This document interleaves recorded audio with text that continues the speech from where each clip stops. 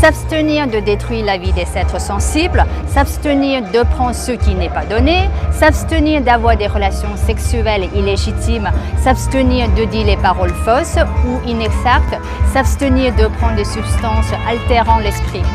Ces critères ne sont pas des règles strictes, car dans cette philosophie, il n'y a pas d'interdit. Bouddha le dit lui-même, ne suivez pas mon enseignement aveuglément et prouvez-le par vous-même. Allez, on se dépêche, car c'est bientôt l'heure de la procession du futur moine. Suivez-moi.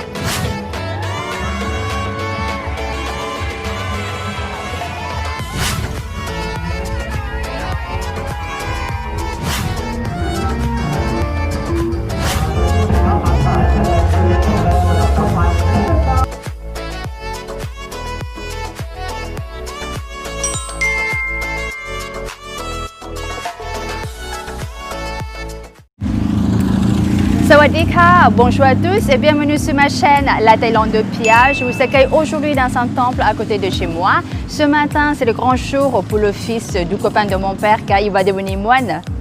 C'est l'occasion pour moi de vous faire découvrir la cérémonie d'ordination bouddhiste qui est très importante chez nous. Dans cette vidéo, nous allons découvrir en détail la vie des moines.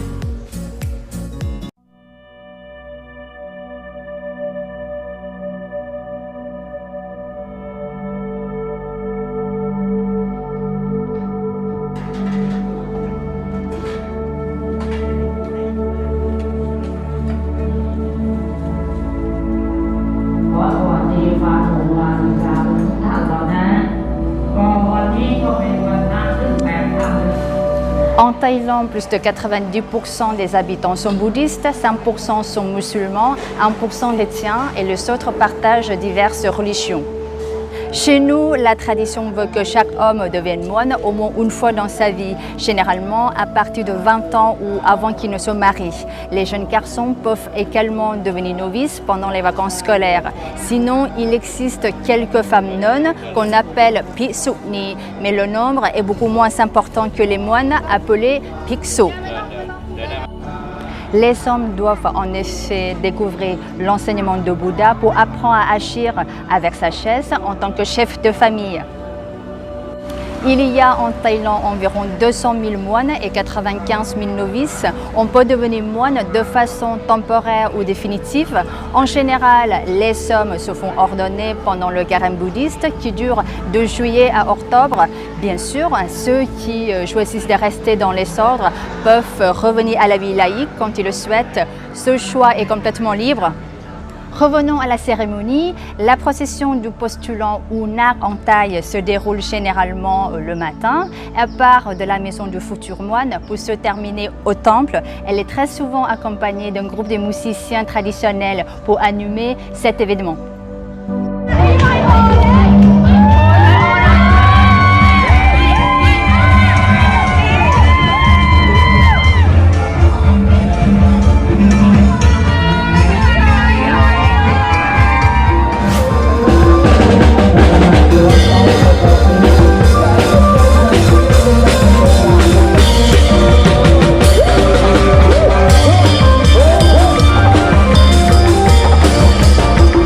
À l'entrée de la salle de prière, on peut voir des statues de Naga. Ce serpent à tête de dragon voyage sous les eaux. C'est un protecteur capable de chasser les mauvais esprits et d'assurer la fertilité et la prospérité. La légende raconte qu'un jour, un Naga, qu'on appelle aussi Nag en taille, s'est changé en humain pour se faire ordonner. Le Bouddha lui aurait alors dit qu'il pourrait devenir moine le jour où il se réincarnerait en homme. Depuis ce jour, les futurs moines sont appelés Nag en l'honneur de Naga.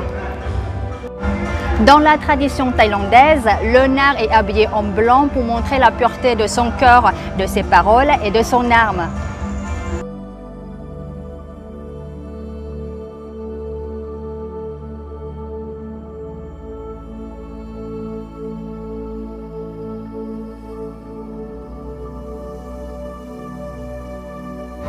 Sa tête est rasée, ses cheveux doivent être coupés selon un rituel bien précis. Tout d'abord, les grands-parents coupent une mèche, ensuite les parents et enfin quelques invités.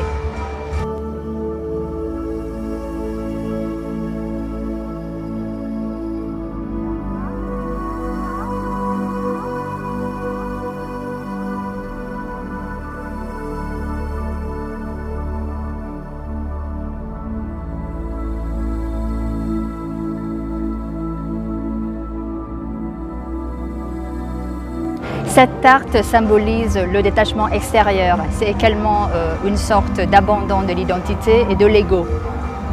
Les chevaux sont ensuite déposés dans une rivière ou sur un figuier appelé tonpo en thaï, car on considère que cet arbre apporte le bonheur.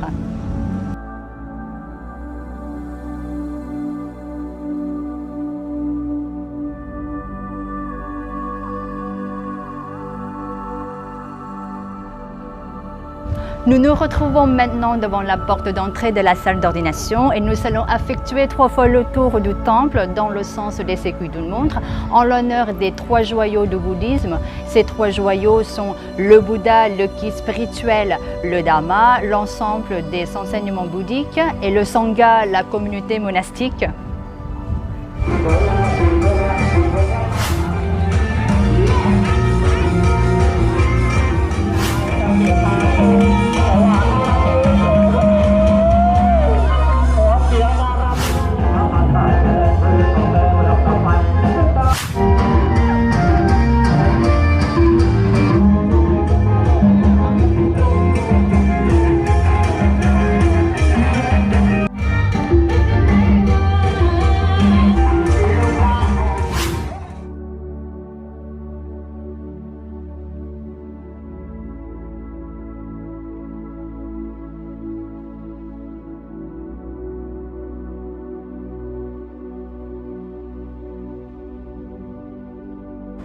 Avant de pénétrer dans la salle, le foutu moine lance des pièces de 1 à 10 bahts, délicatement enveloppées dans les rubans pour porter bonheur aux invités.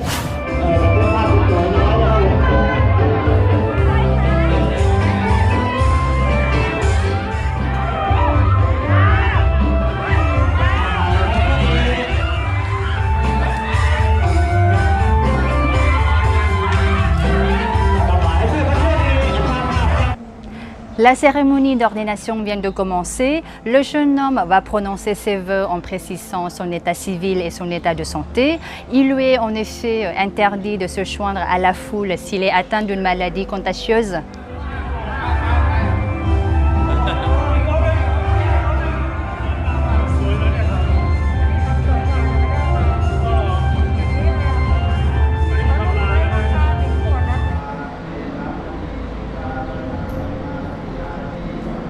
Le précepteur va lui rappeler certaines règles avant qu'il ne reçoive la robe monastique et le bol à aumône.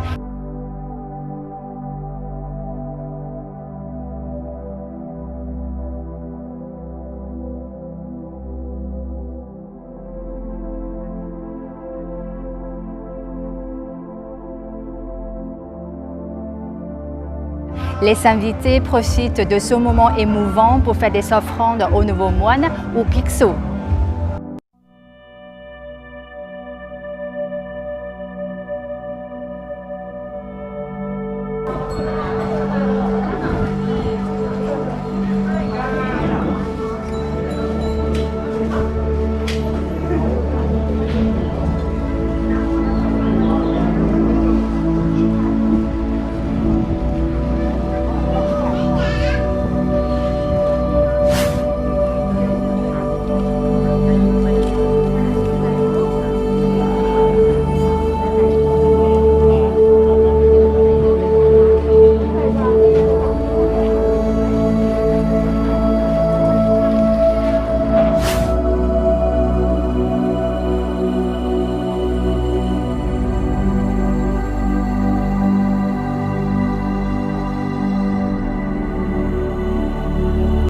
La cérémonie se termine traditionnellement avant midi avec le premier repas des moines. Sinon, quel est le quotidien d'un moine bouddhiste? La journée d'un moine commence par une séance de méditation et de prière dès 4 h du matin. Vers 6 h, il fait le tour des rues voisines pour recevoir des offrandes qui lui serviront à manger. Il retourne vers 8 h au temple pour déjeuner et faire une prière pour la paix dans le monde. Il est ensuite autorisé à faire un dernier repas avant midi. Oui, vous avez bien compris, il ne pourra plus manger avant le prochain lever du soleil, le lendemain. Dans l'après-midi, il apprend l'enseignement bouddhiste, pratique la méditation et entretient le monastère. Selon la tradition, un moine bouddhiste est encouragé à suivre 227 règles. Contrairement aux moines, le reste de la population doit seulement suivre 5 préceptes. S'abstenir de détruire la vie des êtres sensibles, s'abstenir de prendre ce qui n'est pas donné, s'abstenir d'avoir des relations sexuelles illégitimes, s'abstenir de dire les paroles fausses ou inexactes, s'abstenir de prendre des substances altérant l'esprit. Ces critères ne sont pas des règles strictes, car dans cette philosophie, il n'y a pas d'interdit. Bouddha le dit lui-même, ne suivez pas mon enseignement aveuglément et prouvez-le par vous-même. Le but de ces préceptes est simplement de rendre les hommes plus compréhensifs en les incitant à faire preuve de compassion. Voilà, j'espère que cette vidéo vous a aidé à mieux connaître la cérémonie d'ordination qui fait vraiment partie de notre vie quotidienne. Si ma vidéo vous a plu, je vous remercie de la liker et de la partager avec vos proches. N'hésitez pas à vous abonner à ma chaîne pour ne pas rater mes prochaines vidéos. Passez une excellente journée et je vous dis à la semaine prochaine. Sawadee ka!